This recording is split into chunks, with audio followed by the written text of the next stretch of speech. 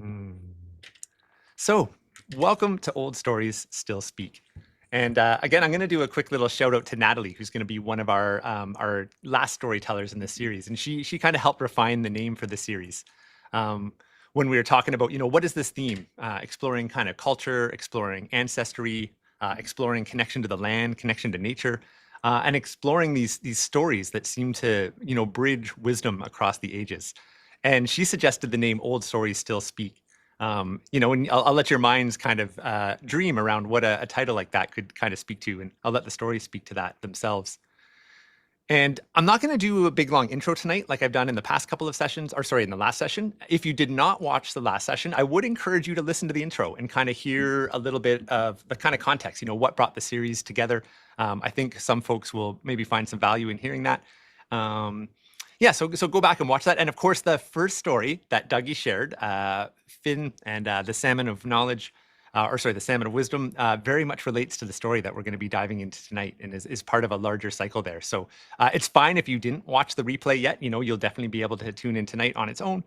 And yeah, but if you're able to listen to that, or if we were there, they definitely build on each other and add layers to each other. So I just kind of want to highlight to that for folks right now.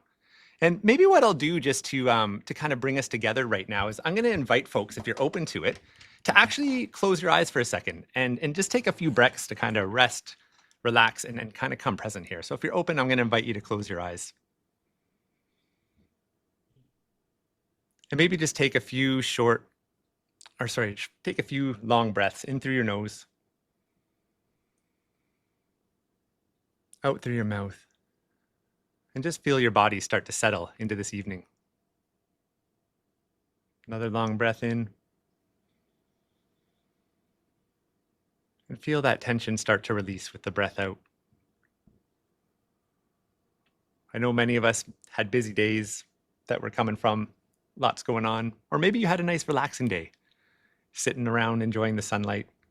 Whatever your day was, I'm going to invite you just to feel the warmth of the virtual campfire that we're sitting around right now. To feel the community that sits around the campfire, people literally tuning in from all over the world. A few storytellers that have come to join us tonight, and all that supports us outside of that. And as we sit here with our eyes closed, I want you just to tune in to the land right now that you sit upon, wherever that is in the world, where you sit right now. We're at this really special, almost magical time in the seasons.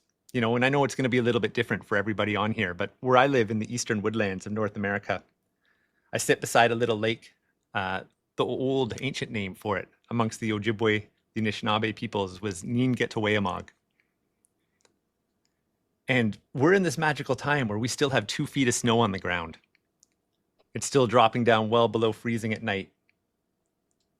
Yet there's this magic that flows through the land. It's almost like we're in between worlds. There's a dormancy, and yet there's birth happening simultaneously.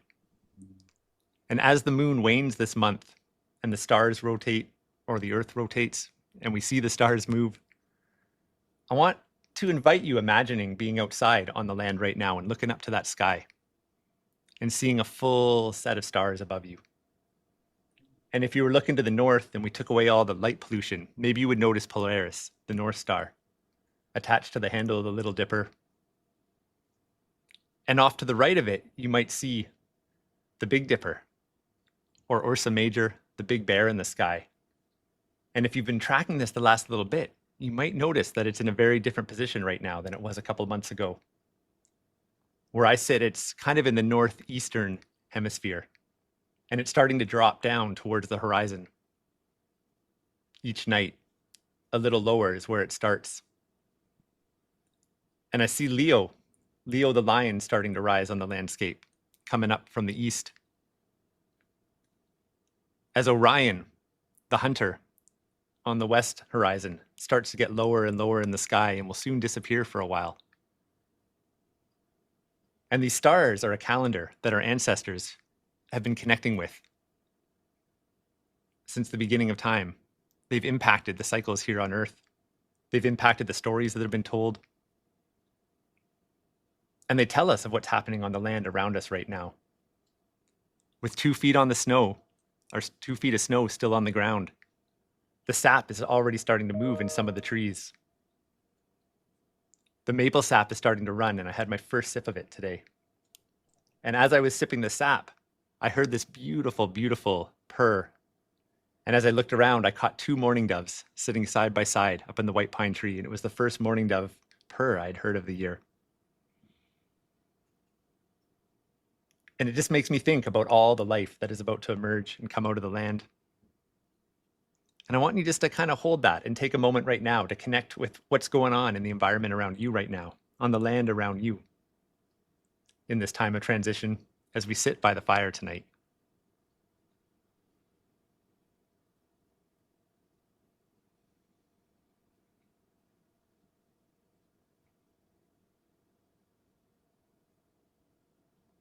You can slowly open your eyes, come back in to connect with us.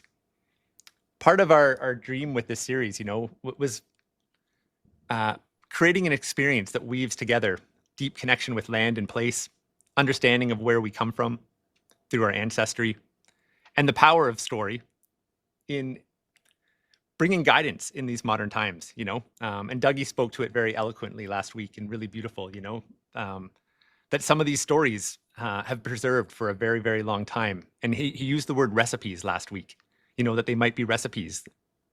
And that maybe if they've been around for hundreds of years, thousands of years, maybe versions of them, that maybe there might be some wisdom buried in them from people that had actually witnessed cycles of nature for many, many moons, cycles of human behavior for many, many moons, and might have a little something to offer in that, and he referenced them being able to track across past, present, and future. So that's part of the intention I want to hold as we go into tonight's session. What value might these stories bring to our modern lives? And I'm going to introduce our two speakers tonight. Well, one of them is our storyteller, and the other one is going to bring us together in song. So I'll maybe start by introducing Carly really quickly. And Carly, you could maybe just let folks know where you're coming in from tonight. And let's start off with a little bit of gratitude. Carly, what are you feeling grateful for tonight? Where are you tuning in from? And then we'll ask that same question to Stephanie. And then, and then I'll start us off. Awesome. Hi, everyone. It's so awesome to see people from so many different places here tonight and to be with you, Chris and Stephanie.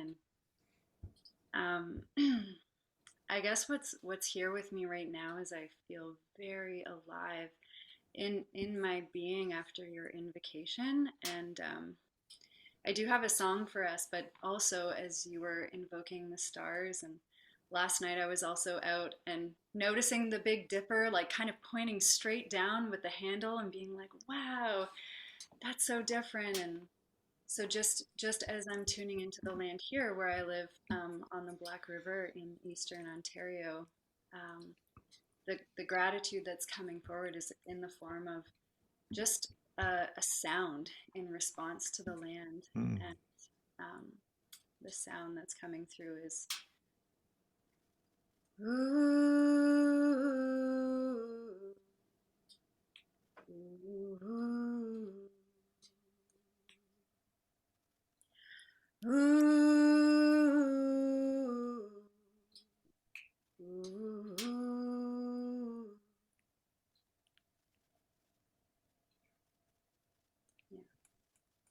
Yeah. Mm. What, yeah. Was there anything else I was supposed to answer, Chris? No, that's lovely. Okay. Stephanie, hello. Hello.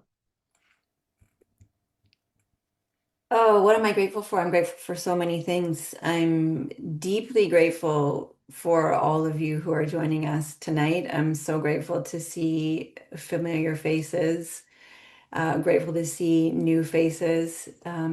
Some of you I know very well, and I'm holding you so deeply in my heart.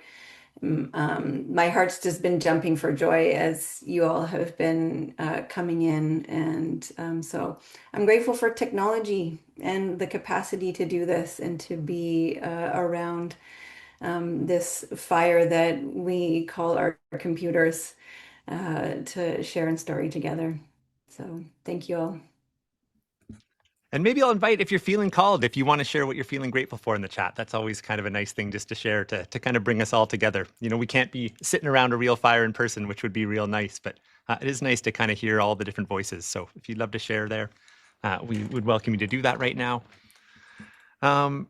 So tonight we're going to have Carly actually start us off with a song. And I love starting a story with a song.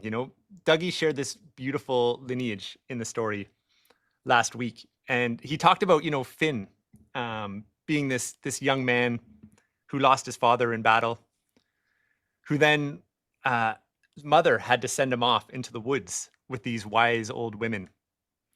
And they trained him in the way of the druid, in the ways of the plants, in the ways of tracking and hunting, in the ways of the warrior and martial arts. And when they knew they had to send him out into the world, Dougie shared with us that they knew he was a great hunter. They knew he already had the skills of a great warrior in his body in his young age. But they didn't feel sure that he was a poet yet, and talked about the balance of poetry in that ancient warrior society, that ancient hunter society.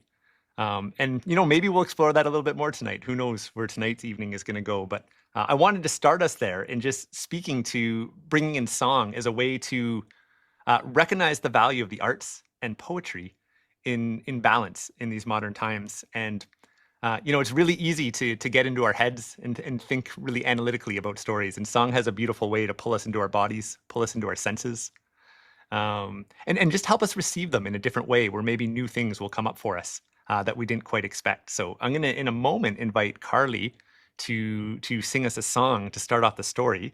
I'm wondering if there's anything you want to share about yourself, Stephanie, or about the story before Carly sings the song and we drop into it. I don't think so. I think I'm good to go.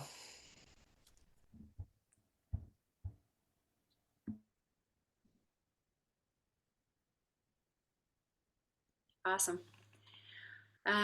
The song that wanted to come through to help us shift from our everyday state of being, like our thinking and doing mind, into maybe, let's say, our wild mind or our enchanted mind, or the state of mind that's connected to dream and intuition, and that might allow us to kind of open into receiving the story tonight, is a song by a dear friend of mine named Kate Sutherland.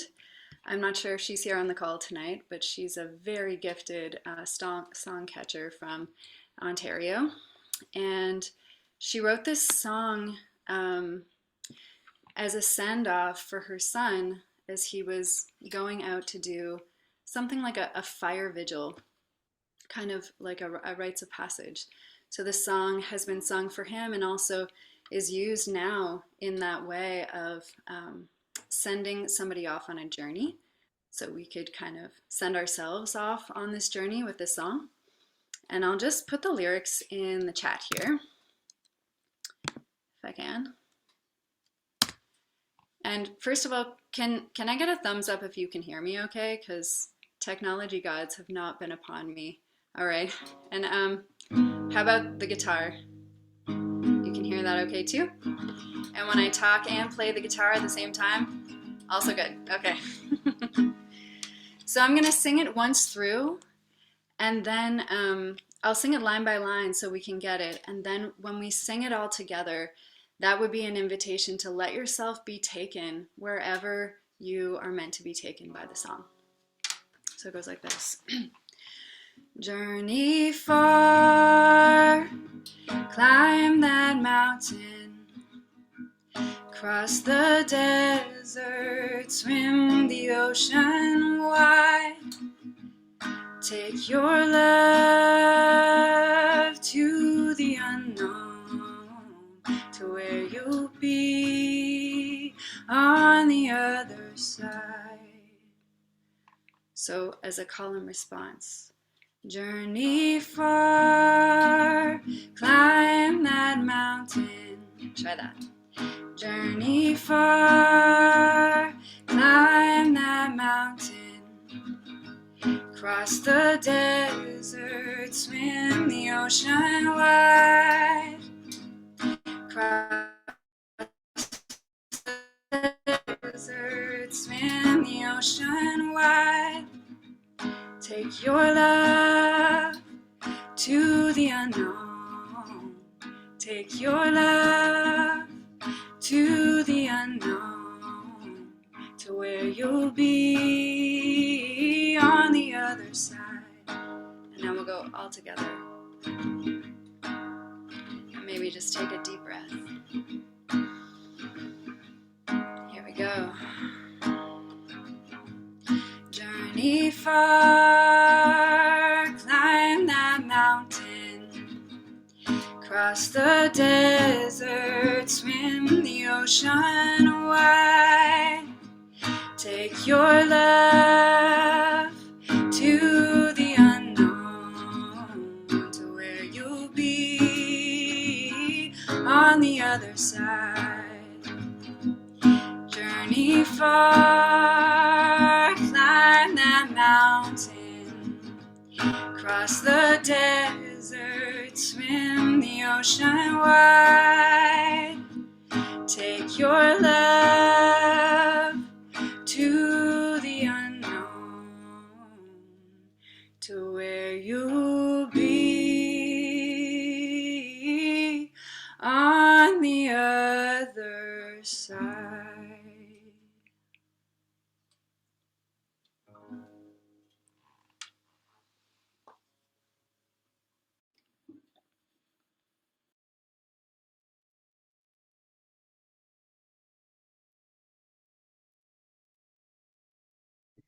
Beautiful. Thank you, Carly. It's nice to see all the hearts coming up.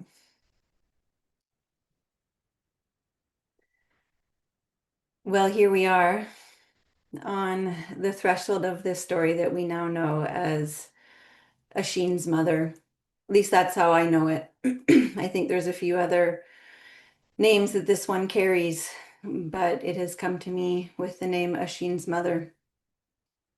It comes from my ancestral lands, from Ireland, from Scotland, from the hearts of the Fianna. And there's a couple pieces of pronunciation that I just want to address before I get started. I was talking with a friend of mine who's from Ireland, and he said that they pronounce Finn as Fune. And so this was many years ago, and I have taken on that pronunciation and it's stuck. And even if I try to say Finn in the story, I will likely just end up going to Fune. So I'm just going to let you all know I'm probably just going to say Fune. But I mean Finn McCool, the same one who you heard in the previous stories with Doogie. And Oisín. It looks like Oisín, but it's Oisín or Oisín. So that's who we're going to be traveling with. So this story starts a very, very, very long time ago. So long ago that the memory of it remains only in the mist.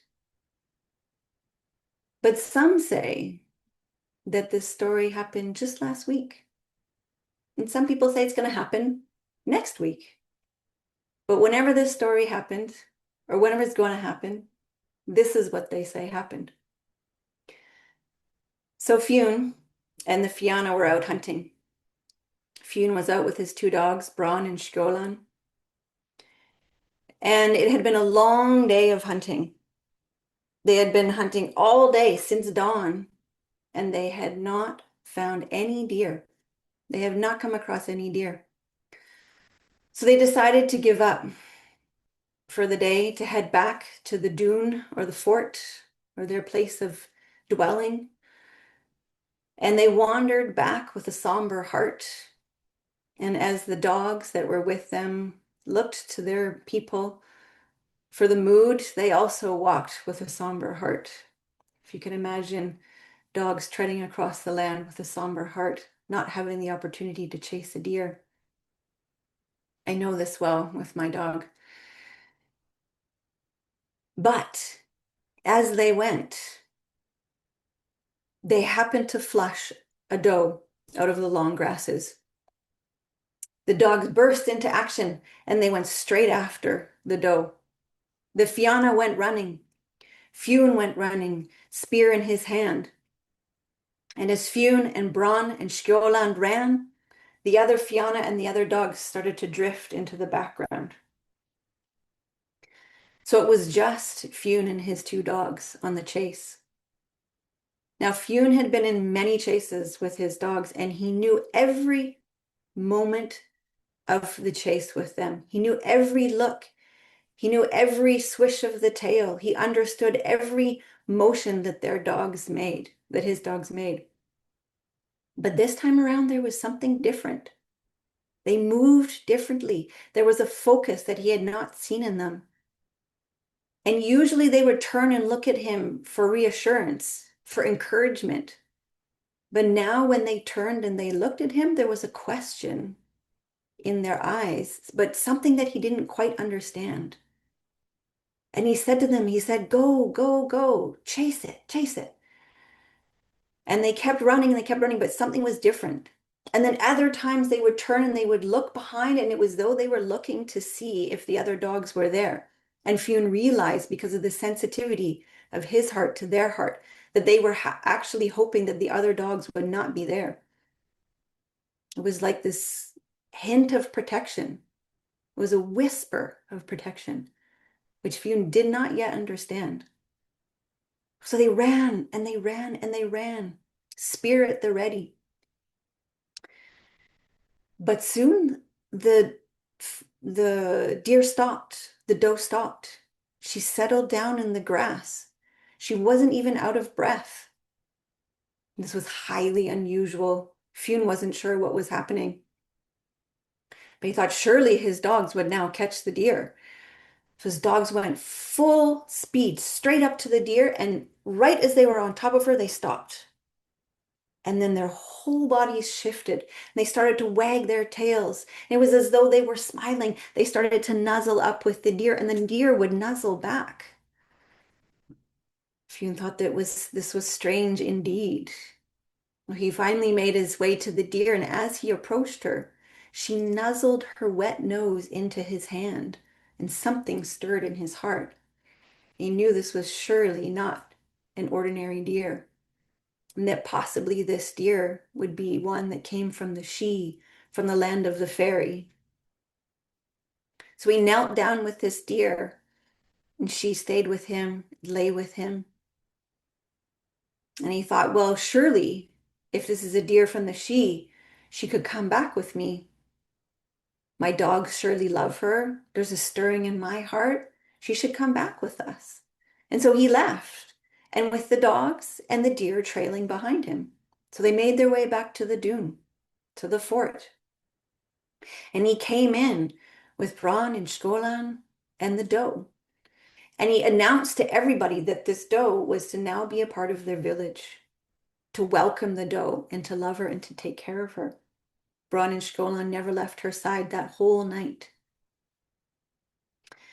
But after a long day of hunting, Fionn made his way to his bedroom and was ready to retire for the evening. Just as he was crawling into bed, he heard a knocking at his door, a timid little knocking. And then the door opened just a little bit, and out of the shadows, a woman entered into his room. And as he caught sight of her, he thought for sure that the moon had fallen from the sky and that the beams of the moon were entering into his room at this very moment. He thought for sure he was looking at the dawn of the day. His heart shifted and changed, and it was as though he could see his heart in her heart. There was the stirrings of love. And he said to her, he said, "Who are you? Why are you here?" And she came in a little bit more, and she said to him, "Well, I am Sive, and I've come to ask for your protection." And he said, "Protection from what? What do you need protection for?" She said, "I need your protection because there is one who is chasing after me. This one we call the dark man of the she. And this one is chasing me because I have denied him love. She said, he has come to me, he has courted me. He's come repeatedly and asked if I would be his love. And I refused. I refused to be his love, for my heart belongs to another. And she said, well, who could it possibly be? Why are you not with that one? She said, well, that one is of your land. This one whom I have given my heart to is of your land. I have spent many a day, many a night in the she, listening to stories of him. I have spent days peering from behind the bushes in the land, watching him travel across the grasses, travel across the land, through the forests. I've watched him run, I've watched him sleep. He's come in my dreams, and I love this one more than anything, but he does not know of me yet. And Fune said, well, surely we should go to him. And as he was saying this, there was a pang in his heart, because for him to hear that she loved someone other than him, even though he had just met her, broke his heart. But because of his honor, because of his love, he said, I will take you to this one, and I will surely say to this one that you must marry Sive, for she has given her heart to you. And she said, well, she said, this one is of your land, she said, but you have little sway over his heart, or authority over his heart, they say. And he said, well, who do I not have authority over? He says, I am, of the Fianna. And he said, these lands and these people are of me. And she said, what man has authority over his own heart?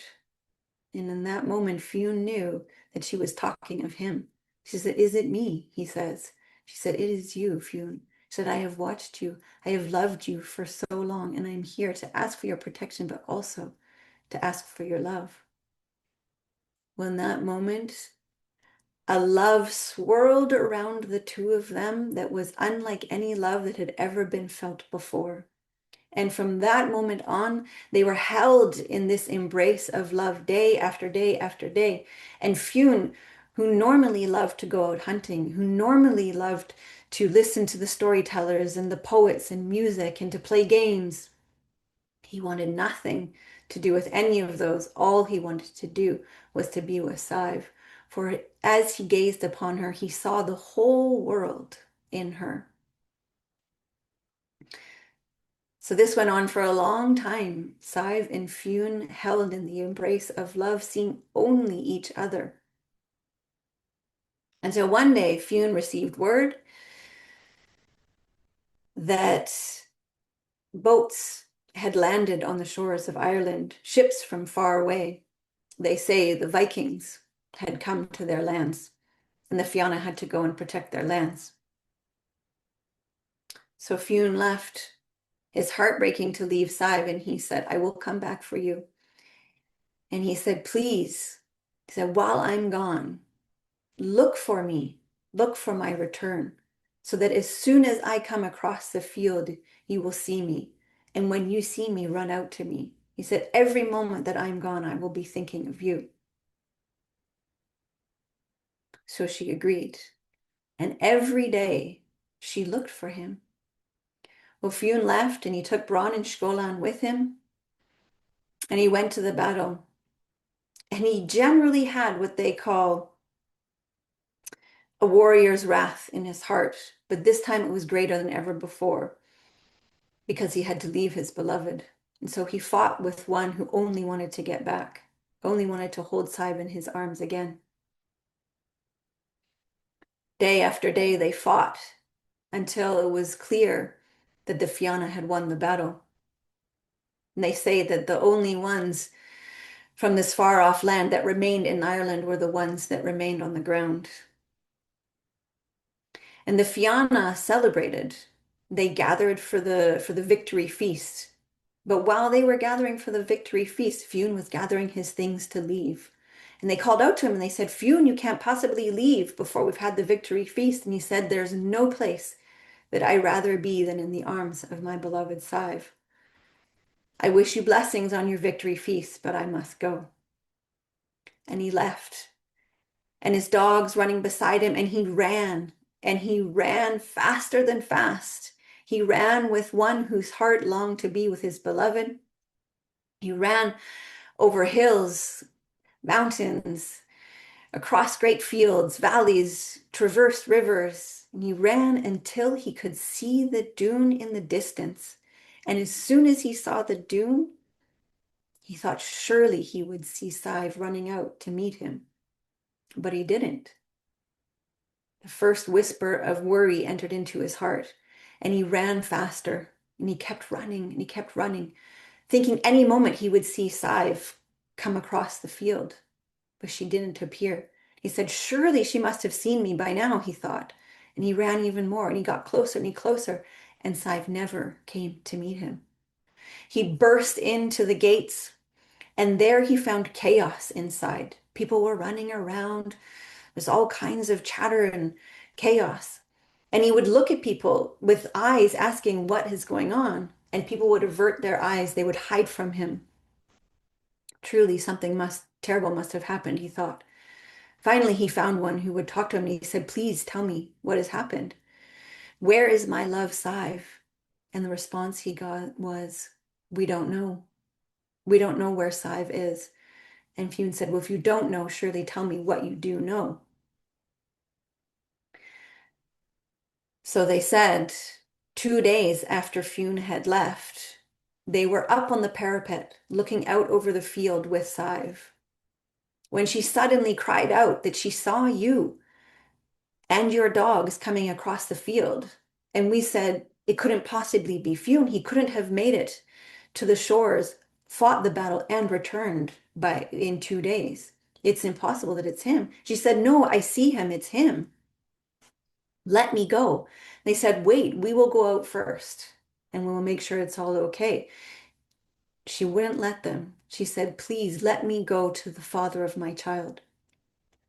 And with that, they let her go. She ran out across the field. And as she approached the one that had the form of Fionn and had Bron and Skjolan standing beside him, she came up to him, and he took out a hazel rod. And just as she approached, she tapped, or this one who looked like Fionn tapped her on the shoulder with this hazel rod, and she instantly turned into a deer. Well, they continued to tell the story, and they said, we rushed out after her. She turned with fear in her eyes, and she ran back towards the dune. But the dogs chased after her, grabbed her by the neck, and dragged her back to this man who looked like you. But we knew it was surely not you. And we ran as fast as we could, but before we could get to you or her, you disappeared. Fionn's heart broke, and he said, it was not me. It was not me. They said, we know, but it looked like you, and she believed it was you, and she's now gone. Grief broke Fionn's heart. He cried tears that could fill a river. He beat on his chest. He tore at his hair. He cried out. He retreated into his room, and he was not seen for that night, for the next day, and for days after that. Till finally he emerged from his room, wrecked with grief. And he knew that he had to travel across the land to find his beloved Sive. But he would not go with anyone, for he knew only he would recognize her, along with Bron and Skjolan. They were the only 2 dogs that would be able to recognize her should they find her. So he went on his own. Each night he went to bed with misery. Each night he woke with grief in his heart. He searched far and wide across the land for 7 years. He carried this grief and searched for Sive. But after 7 years, he gave up.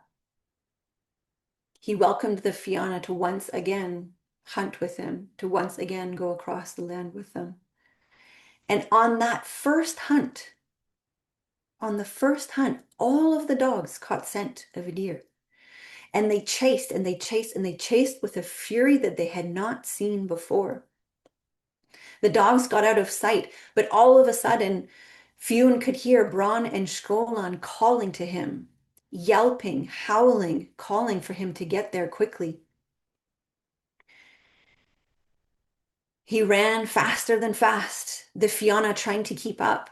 And when he came to the clearing where all of the dogs were, he saw all of the hounds of the Fianna in a circle around his hounds. He broke through the circle, and there he could see that his dogs were guarding and protecting a small boy. This boy had long hair. This boy lay on the ground naked. He was but maybe 5 or 6 years old. Fionn looked into the eyes of this young one, and he saw no fear of the dogs, no fear of Fionn. Fionn reached out his hand, and this young boy put his hand into Fionn's hand, and when he did, it was though he put his hand into Fionn's heart. Fionn picked this boy up and put him on his shoulders, and he said, "Come with me and tell me your story. Who are you, young boy?" But of course, this young boy didn't speak Irish. I guess not, of course, but we'll find out later, of course, he didn't speak Irish. So Fionn carried him on his shoulders and talked to him and asked him. And when he didn't respond, he brought him back down and he sat him on his knees and he said, "Who are you?" And he looked deep into his eyes. And as he looked deep into his eyes, he saw the eyes of his beloved Sive. And in that moment, he knew that this was his son. And with that, all of the grief that he carried in his heart drifted away, dissipated, went back into the ground, and it was replaced by nothing but joy. And all the Fianna saw the joyful, cheery Fionn that they knew from years before. Fionn put this young boy back up on his shoulders and he carried him back to the dune. And there this young boy lived with them, guarded by Bron and Scolan. And in time, he learned the language of the Irish. And Fionn would talk to him and ask him about his stories. And this young one told him the story of his birth. He said, "I was born in a land far away from here. It was a beautiful land, beautiful trees, beautiful rivers and valleys." He said, "And I would wander across this land. But every time I would wander, I would eventually come to a cliff that was so tall that not even mountain goats could climb this cliff. But still, I loved this land." And he said, "In the summers, I would eat of this land. I would eat the berries and the roots." And he said, "In the winters, I would curl up in a cave, and every morning there would be food outside the cave for me." And Fionn heard this and he said, "Were you there alone?" And he said, "No, there was a deer that was there that loved me." And Fionn knew that this was Sive. And he said, "This deer loved me every morning and every night and would curl up next to me and keep me warm and would wander across the land with me and help me find food." But Fionn said, "What happened to her? Where is she now?" And this little one said to Fionn, he said, "Every once in a while there would be a man who would come cloaked in a dark cloak, and he would speak to this one that I loved. And he would speak to her, sometimes forcefully, sometimes gently. And this one time, when the dark man came to her, he spoke very angrily. And he encouraged her and tried to get her to follow him, but she wouldn't, and she refused to follow. But he wouldn't give up. He pulled a hazel rod out of his cloak and he tapped her on the shoulder with his hazel rod. And she was forced to go with him. And as she left under spell and enchantment, she turned to look at me and tears welled up in her eyes and she wailed. And I tried to run after her, but I couldn't. I was frozen on the spot. And as she disappeared, my heart broke and I fell down to the ground. And when I woke up, I looked into your eyes, he said to Fionn, and your dogs were around me, and you picked me up and I put my hand into your hand. And Fionn looked at him and he said, "We will call you Oisín," which means little fawn. And from that day on, Oisín spoke to all of the Fianna, spoke to all of the people of the stories of the Sidhe. And Oisín became the great storyteller of all the Fianna. They say Oisín lived for centuries, and is only because of Oisín, they say, that the stories are here today and that the stories live. And if you listen carefully while you're out on the land, you might catch a whisper of the voice of Oisín coming from the land of the Sidhe. And that's the story of Oisín's mother.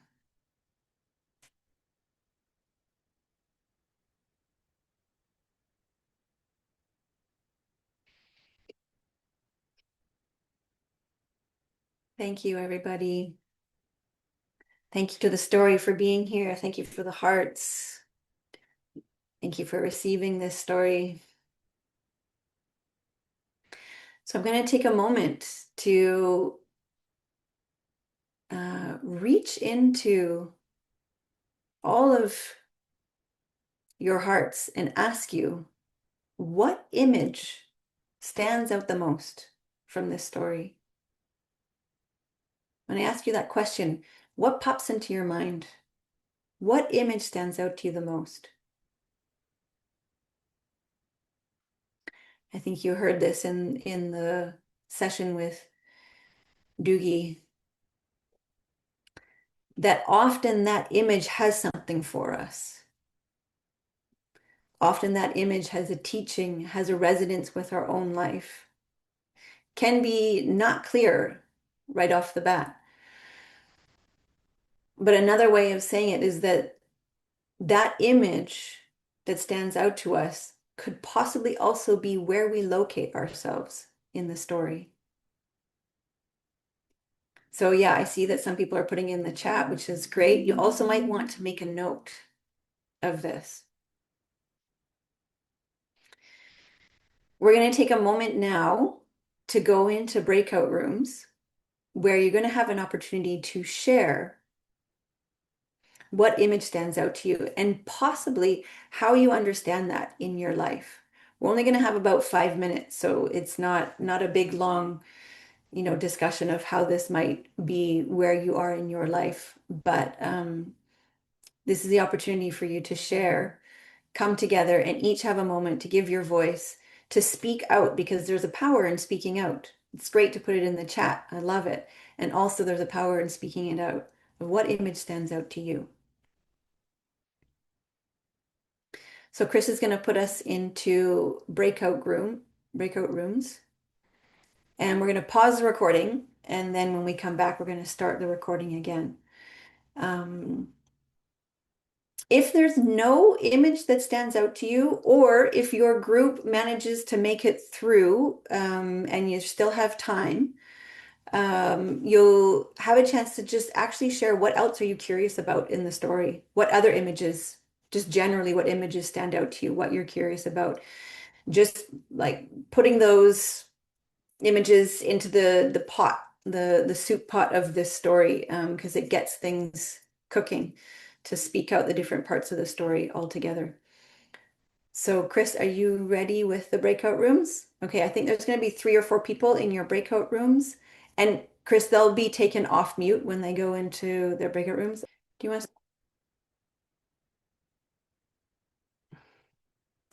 All right, well, welcome back, everybody. I love reading the chat and seeing some of the images that stood out to you. I'm going to read just a few of them. I know you've all had a chance to just in your groups go through them, but I'm going to bring some into the recording here. Looking into the eyes of love, being the doe in the forest and showing kindness. Oisín in the cave being kept under the deer or warmed by the deer. The dogs beside the doe. The enchanted forest, deer and her tears as she turns, hope leading to perseverance. Yeah, beautiful. So many images in this story. So, what I wanted to really bring forward with this story is, I mean, there's a number of layers to it, but starting with this first encounter with Fionn and Sive as a deer, that there's something in that moment, that there's a chase in the wild, and that it's actually his dogs who can recognize that this is one from the she initially, that this is a holy being essentially. So it's his dogs who recognize this first. And then as we go, and he comes into this relationship with the deer, there's something that stirs. And just holding that as something that I think all of us have experienced at some point in our life, that there is a stirring in our heart when we don't really know why. Something touches our heart and it's kind of beyond, explanation. Fune's looking at this as he's in the chase with his dogs, and that all of a sudden his dogs are, you know, cuddling up with this deer, and that the deer doesn't run away and nuzzles into his hand. That there's this inexplicable connection that happens, and yet it's the feeling is so clear. And so there's this whisper in Fune's heart initially, and then a carrying of that, like to come home with him. So this is Fune's meeting with his beloved in the wild. And that meeting of his beloved in the wild, then he brings her to his home, and where she shifts. So in, the first meeting, she has this form of the wild, and then she comes into the dune and she takes a different form. So she's essentially journeyed between the worlds and come into Fune's world. And then they have this first meeting. And what I love about this, and we see this in many old stories, is that she already knows him. And what does that mean for us? That there is actually a mutual longing between us and the other world.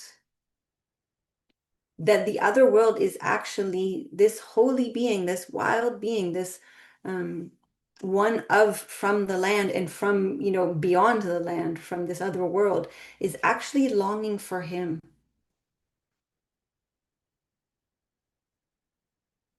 And that's not unique to Fune, that we all have that. So this may be another point to stop and reflect and maybe journal. And if nothing comes to you, but just journal this question of, when were the moments in your life when there was a whisper from the other world that touched your heart? And then, follow-up question of that is, and where did that whisper lead you? Because it's actually in following that, or in welcoming that in, because essentially Fune hears and feels the whisper and he welcomes her in.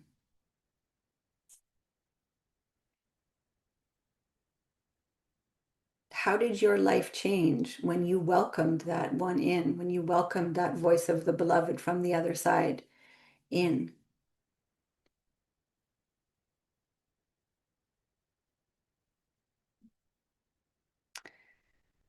So here we have Fune and Sive in this meeting where they're coming together in his bedroom. And he, of course, is instantly overwhelmed with love. This is what we see in so many stories, what we call love at first sight. And what has happened in our, as we've lost the many layers and the deeper understandings of the stories, is we took that understanding of love at first sight and we applied it to humans. Yeah. And when we applied that to humans, we created expectations of those humans which are impossible to meet because this is actually a union between the holies. Yeah.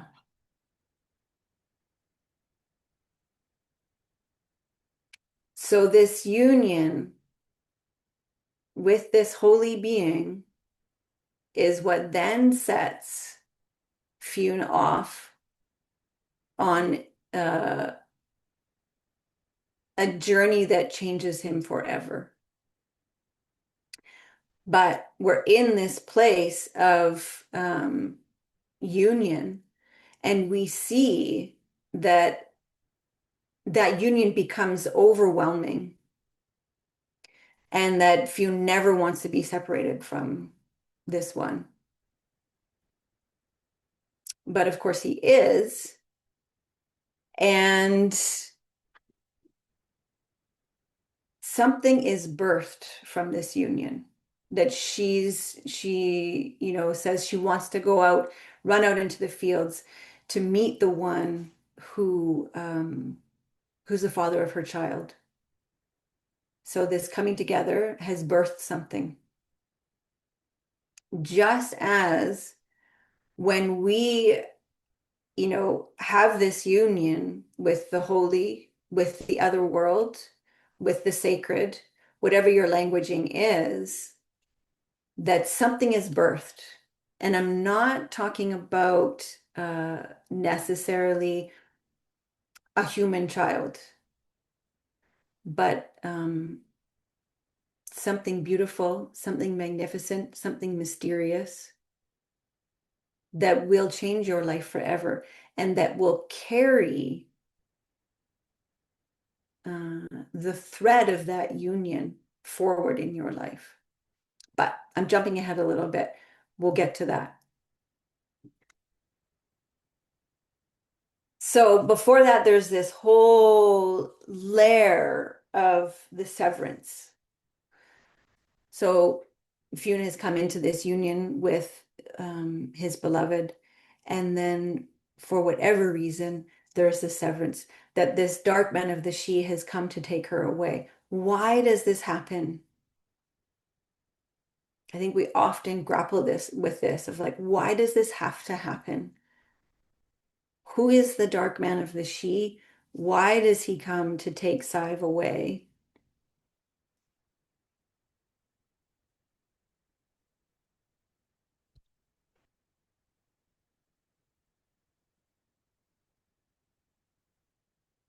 So if Fionn and Sive remained together, then wait, I'm going to frame it differently. In order to remain, or in order to grow into someone who could actually hold this marriage to the holy, Fionn had to grow in his capacity. So the union happens, and then there's the severance. We're not meant to remain with the holy. That we have these moments of coming together, but we're not meant to remain there. That the separation is embedded in the relationship. So why? But why does he have this first union? Why does this first union happen? Because it's the only thing that will give him the drive. It's the only thing that will give him the grit, the determination to go the long route of reuniting with her. So we have this encounter so that our heart is pierced by love. Then when we lose it, it's this profound drive to reunite with that love. And it is that drive that carries us through our initiation. Because we look at this and we understand this as an initiatory story.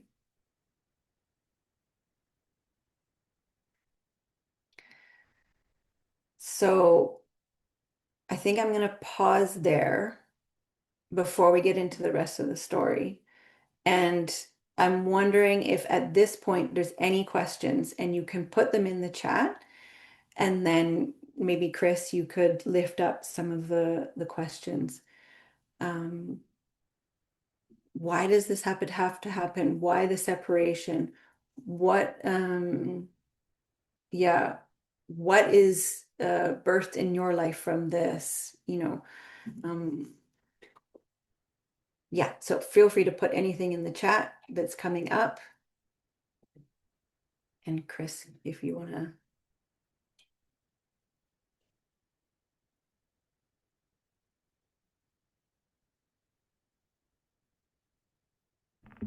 I know sometimes there's a little bit of a delay with stuff coming up in the chat. I'm seeing more comments right now. Oh, here we go. Some stuff coming in. Momentum and change stirs from contrast.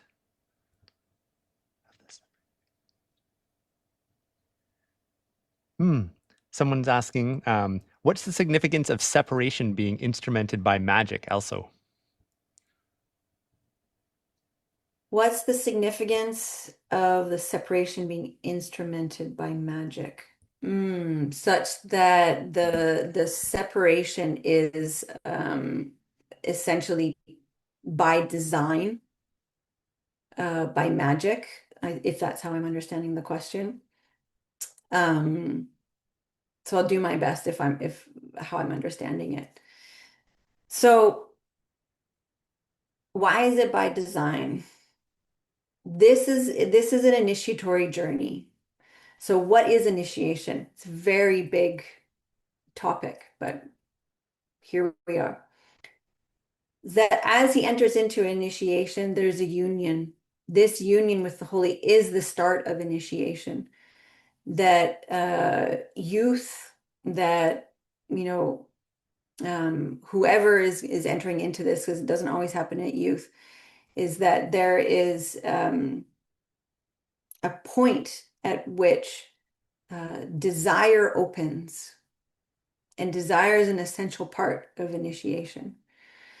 In traditional initiations, it was very often that was when youth were, it was recognized that the youth were ready for initiation when they first started to show desire.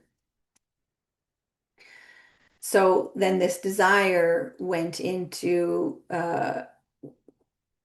relationship with the holy, that the people knew that rather than focusing that desire on a human, it was meant to go with the holy. So youth were taken into initiation. We're all taken into initiation at this time. Initiation is always happening. So there's that initial union. There's a touch, there's love, there's a piercing of the heart. But this is the beginning of initiation. And we don't yet have the capacity to hold that holy being that has touched us, or that we've touched, that we've come into union with. We don't yet have the teachings or the capacity or the understanding of how to truly feed them and nourish them and uphold that relationship. But the only way that we'll get through the journey that will grow us in capacity to be able to feed them, to hold that relationship, to have that capacity, is that initial love with them. So we have to have the initial union, then have the separation, and then the whole journey to get back. That is what grows us into an initiated adult. But we can only make it through that journey by the force of the love from that initial union. Is that how do any is that landing? Is that making sense? It's a big thing to summarize in a short Mhm. period of time. Yeah, I'm seeing some thumbs up, including by the person who asked the question. So Okay, great. yeah, that was beautiful. And there's so much there to unpack. Yeah, yeah, there's a lot.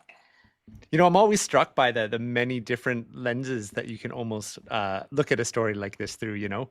And you know, I think some people will maybe kind of connect to like, you know, the actual physical lover or person in their life, but then I always think about like the stages of life that are so much represented in there as well. And yeah, I'm always just blown away by how many layers, depending on which angle you want to look at it from.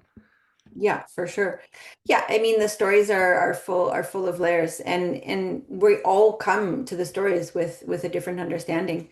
I can only bring the understanding that I have and share that with you. And of course, it comes from many years of study and journeying through it myself. And yeah, so There's one other in here that might be nice yeah. just to touch on. Someone said, so grieving a beloved is an initiation, is how the question goes. Do you have anything you'd share on that?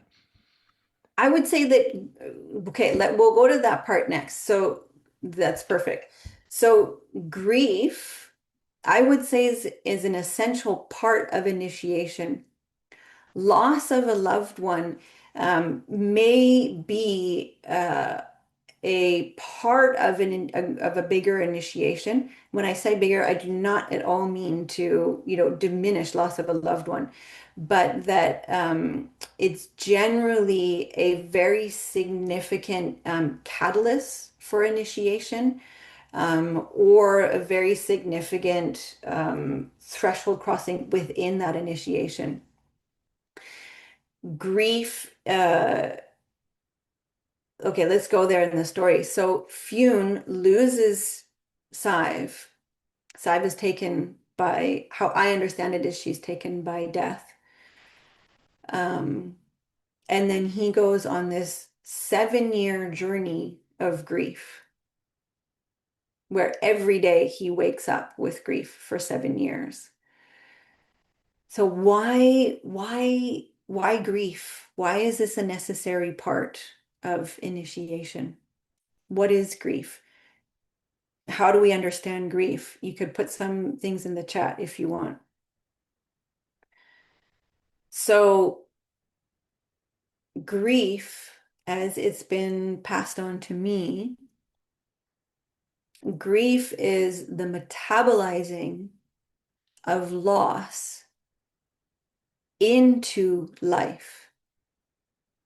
So, and that's just a very short, summary of it, but that grief is actually metabolizing loss into the ground within which new life grows.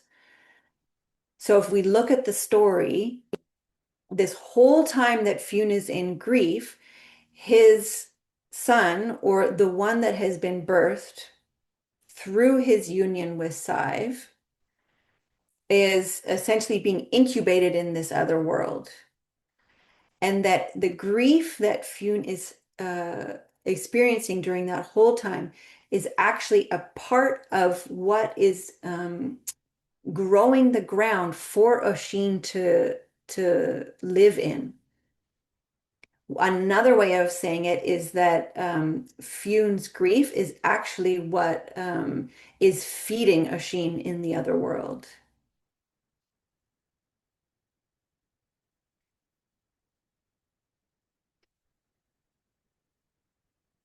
So grief is in service to life. Grief is what tills the soil of loss so that new life can grow.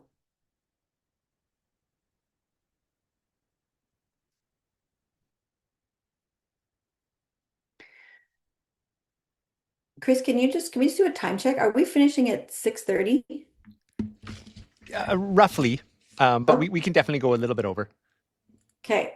Sorry, I Yep. thought I lost track of time. I thought we were going for another 40 minutes, but I just realized, okay, we have 10 minutes left. Yeah, I mean, we can also definitely, if you're feeling inspired, I mean, people can watch the replay, and I don't need to go anywhere, so I'm happy to go for another half an hour if you would like to.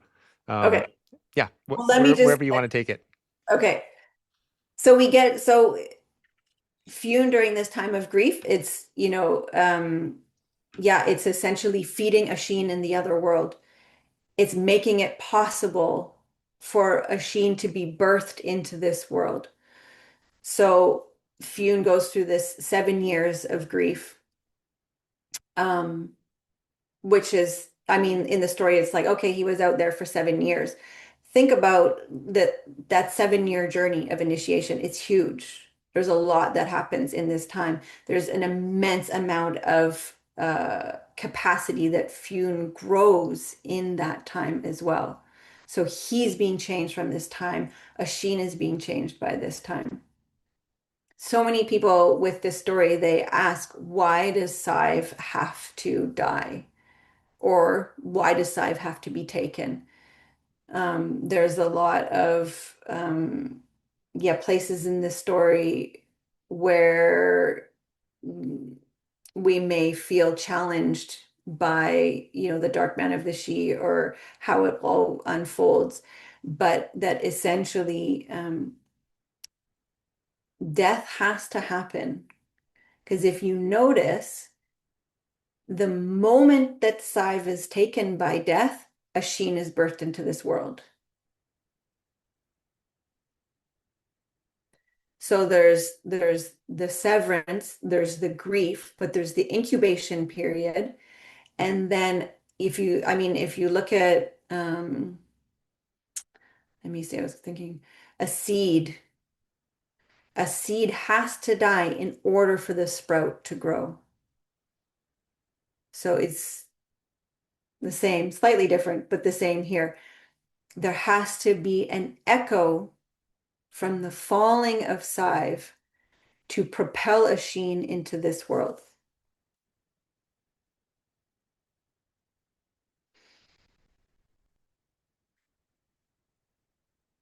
Then Fune reuniting with Oisín, this is what brings life back to his heart. And Oisín becomes the keeper of the stories or a keeper of the knowledge of the other world and is the one who can bring it into this world. So if you think about, the moments, like if we return to that question of when were the moments when you were touched by the other world, when there was the whisper of longing from the other world, there's a union that happens there. And then whatever is birthed from that, not, I'm not talking about birthing a human child, but whatever is birthed from that becomes the keeper or the vessel for the other world in this world. And you are the tender of that. You are essentially the one who's tending that. So, what do we have to offer to this world? By design, since time immemorial, what we have to offer to this world is informed from the other world, that it's a relationship, that our true gift to this world is a gift that is part of us and part of the other world. And that's what Oisín is. He's the carrier of the stories. He's the carrier of poetry. He's the carrier of the other world in this world.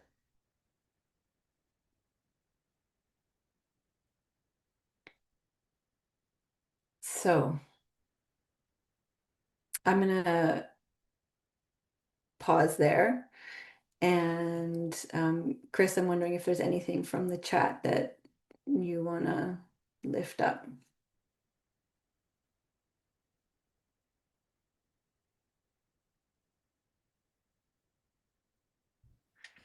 So I'm having a little tech issue. I can't see Okay, the public chat right now.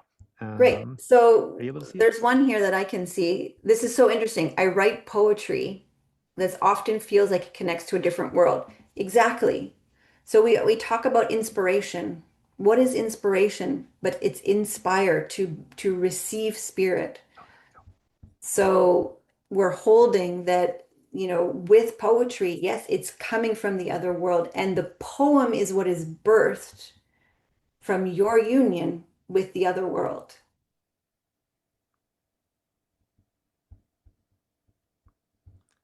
I wonder right now might be an interesting place to bring in a thread that Dougie suggested I bring forward to this call. And Yeah, I don't. Did you get a chance to listen to last week's session, Stephanie, or no? I most of it. Most of it? Yeah. Okay, I don't know if you were around for this part, but we got into a really fascinating conversation at one point. And we were talking about, what is this role for this great warrior and it having to be balanced out with poetry?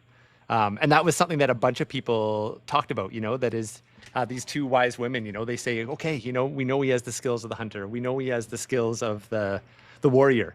But what he needs, if he's going to lead the great Fianna, is to go and learn poetry. And Mhm. kind of the interesting piece, so multiple people kind of spoke to that when we were speaking in the crowd last week in the audience, of just that piece really standing out, this role of poetry and balance.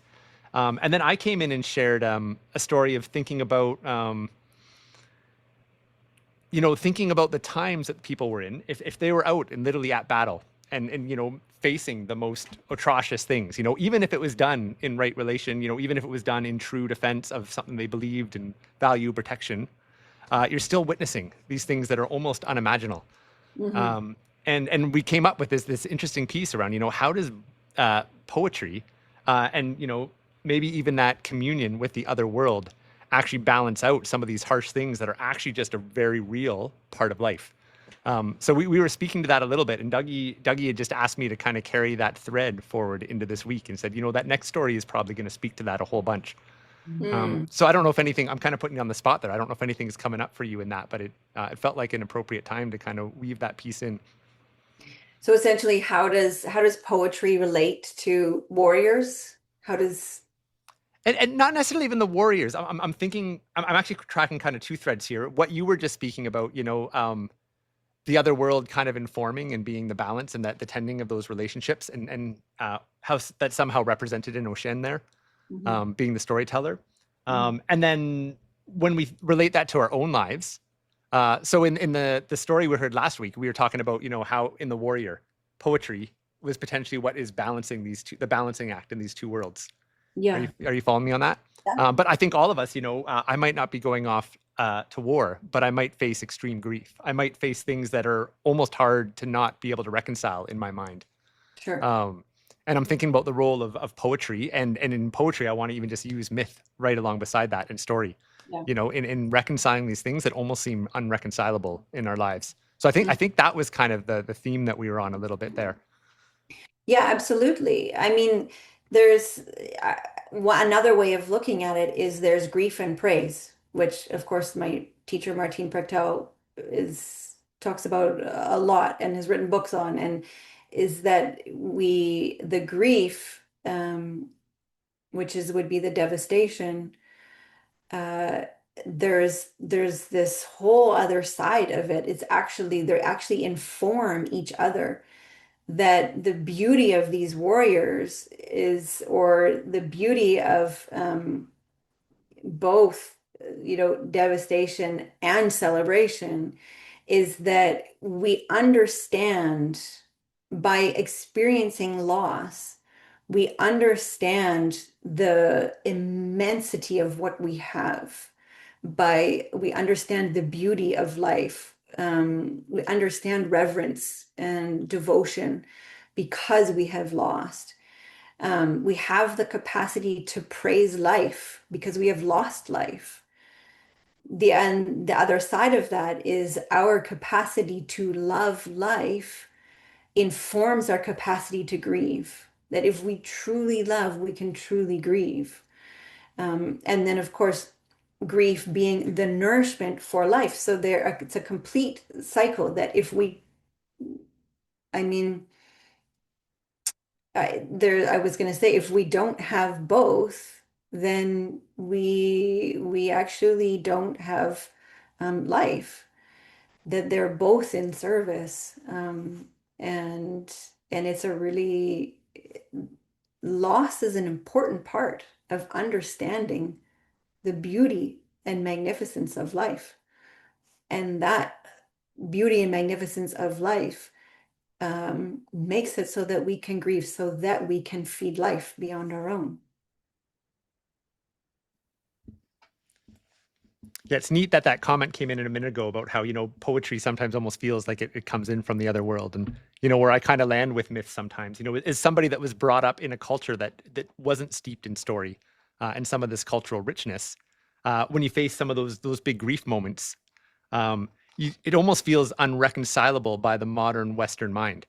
Um, but, when poetry is allowed in, when story is allowed in, um, there's this reconciliation that can happen that allows suddenly the pendulum of those two things to be held there, in a more balanced way that you just brought there. So yeah, that's just what I'm kind of feeling as we sit with all that. Yeah, absolutely. Thanks, Chris. So we're at 6:30. Should we open it up to, are we doing a Q&A, or how would you like to go from here, Chris? Well, tell you what, for folks that need to, do you have any other part of the story that you're really feeling you want to touch on or speak to? Not necessarily right in this moment, but is there a piece you really want to do, or would you be happy just to finish with the Q&A? What are you feeling? I think we could finish with the Q&A. I think just holding those questions of, when were the times that you heard the whisper, and where did that lead you? And Mm, possibly, like, what uh, was birthed from that, and how are you tending it now? mm.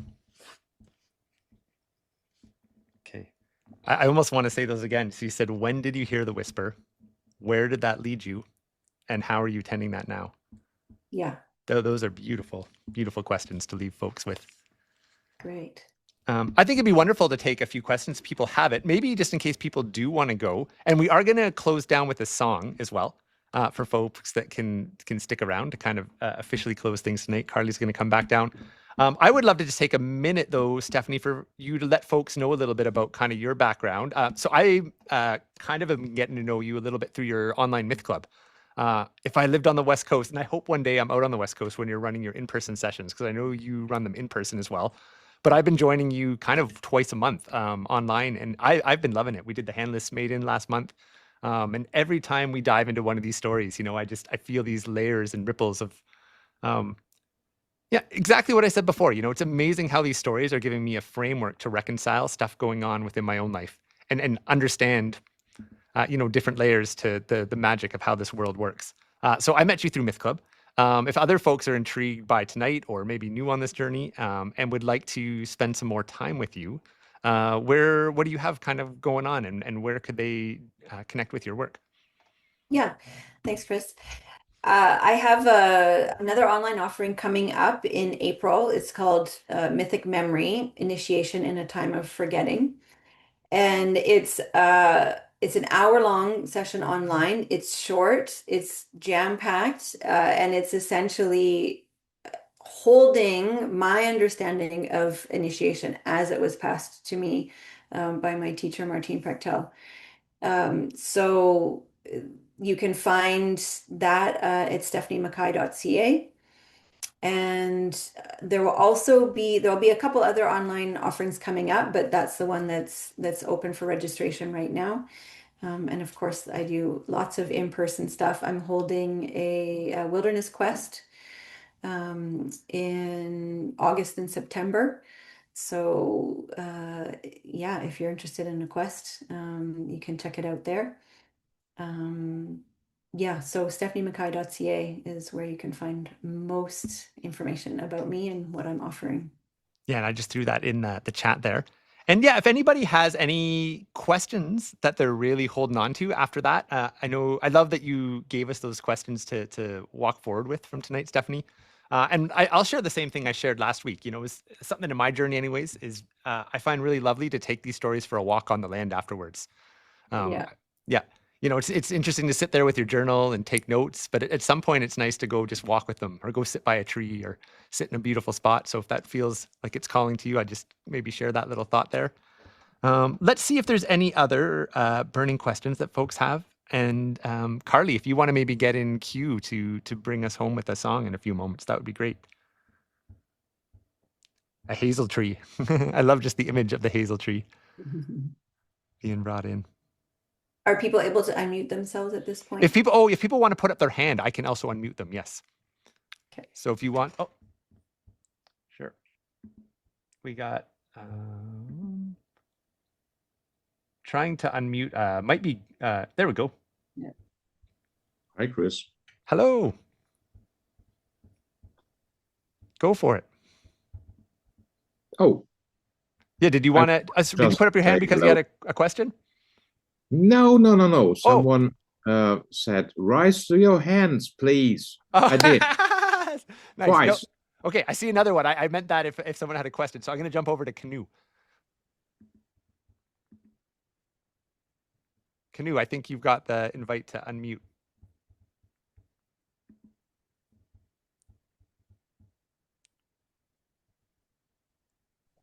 I'm sorry. It's Jocelyn actually, and I'm sorry my camera's not working, but I just wanted to share that something that you commented on when you made the comment that loss is an important part of understanding the magnificence of life. That really resonated with me. I really appreciated that. And I just wanted to say thank you for that. I'm on a journey of loss right now, kind of loss slash rebirth. And I really like the analogy of the seed that dies in order to that beautiful plant to grow. And that's sort of the journey I'm on right at the moment. So I just wanted to share how meaningful that is. Thank you. Thank you, Jocelyn. Beautiful analogy. Yeah, thanks for being here, Jocelyn. Yeah. Thank you. Nice to hear your voice too. It's been a little while. Yeah, it's really good to be back. Really, really, really a blessing. Thanks so much. There's one question in the chat here, and I think maybe we'll make that the last question and then have Carly come in. I don't see too much else popping up. I don't think I see any other hands. I wonder the relationship of the Northern European story being born in non-ancestral lands. I'm not sure if I know exactly what that means, being born in non-ancestral lands, but she says, how do the stories move through you, Stephanie? Yeah, I'm not sure that I understand that question either. This story was born in Ireland. There's a lot of crossover between Scotland and Ireland in terms of the stories of the Fianna. And my understanding is that these stories come from the land, that they are of the land, and they're not actually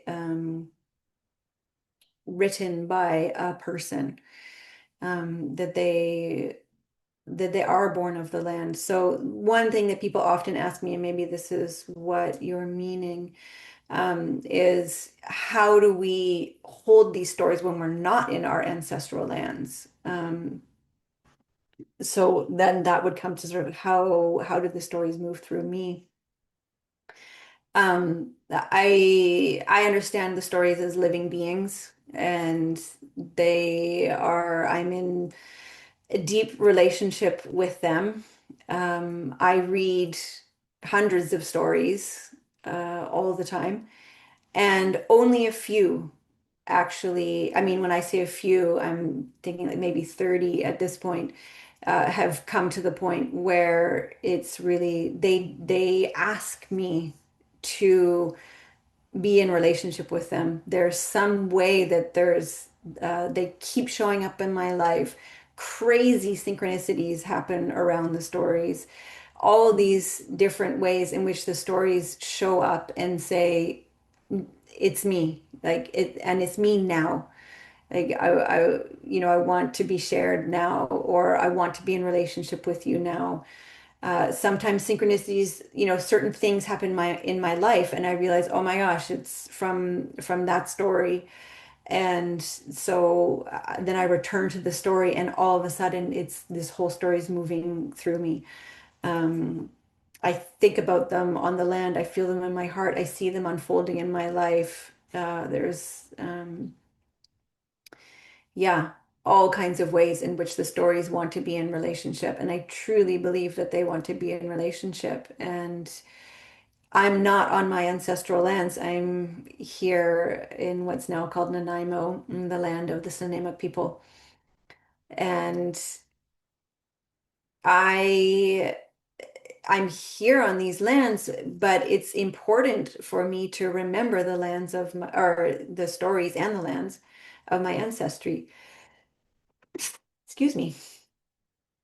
So in holding both, that I am here and I'm holding my ancestral stories, they're still alive in me, and it is a very worthy endeavor to remember and uphold your ancestral stories, even if you're not on your ancestral land. Yeah, in fact, I believe it to be an essential part of anti-colonial actions. So, yeah. Yeah, beautiful, beautiful answer, Stephanie.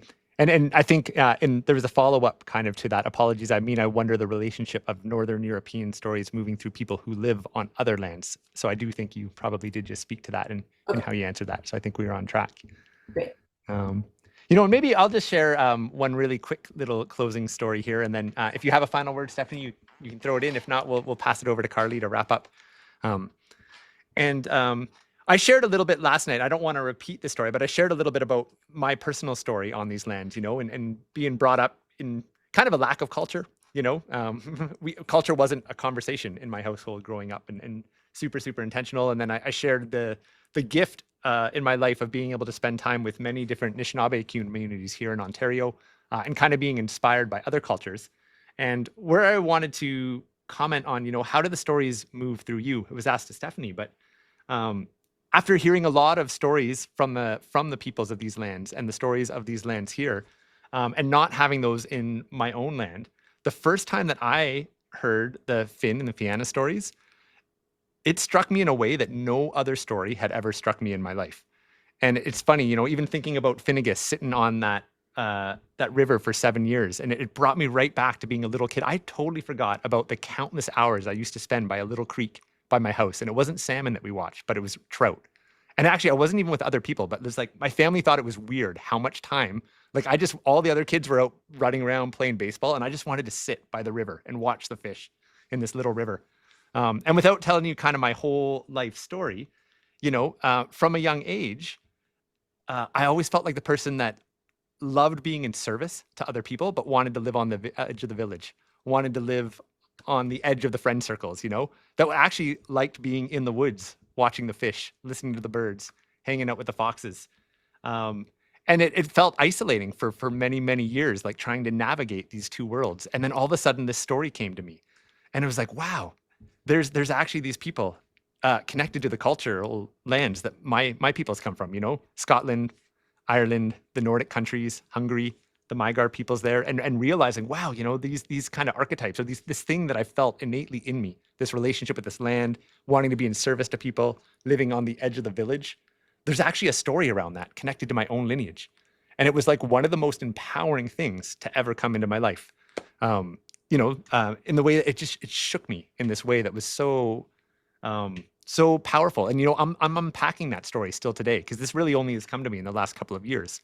But I share that story, and like, you know, you asked Stephanie, how did the stories move through you? And there's an example of how they moved through me. It wasn't intentional.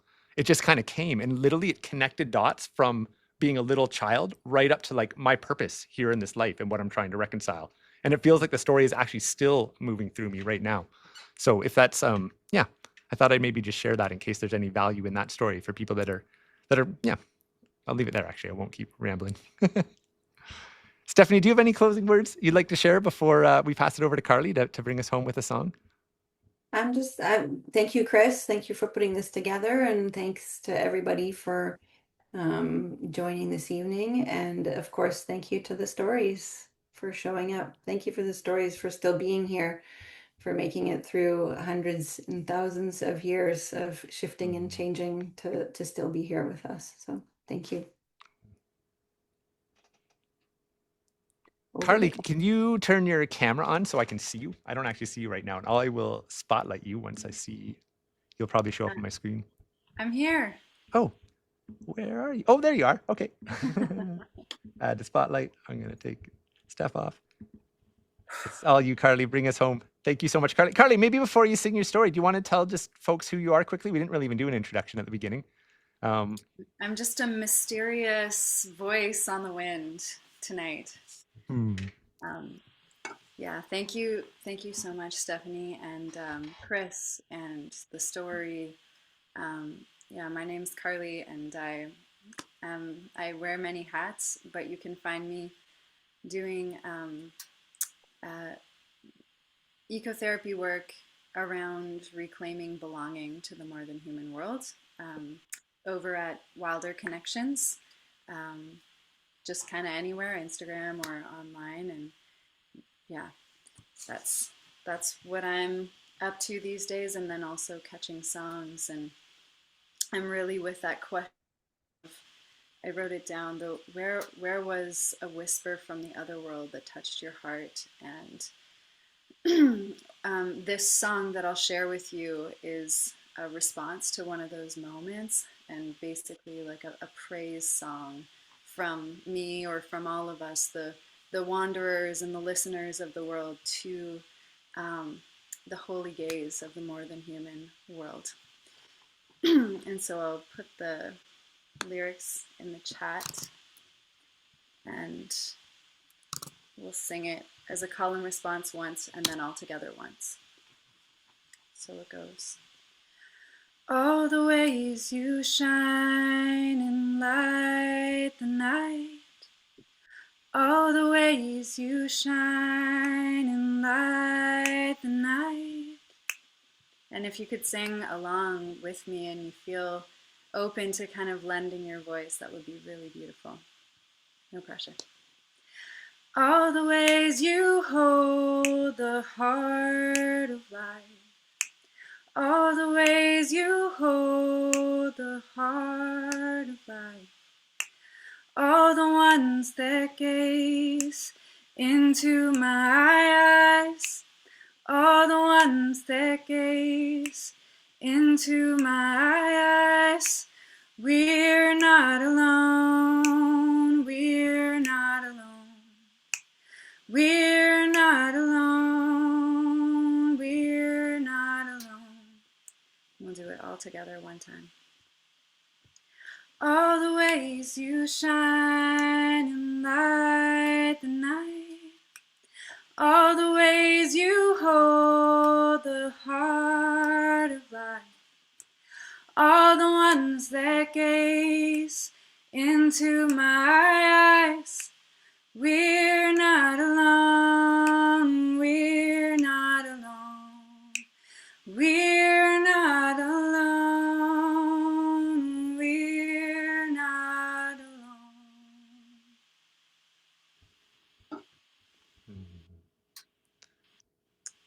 Good night, everybody. Good night. See you in a couple weeks.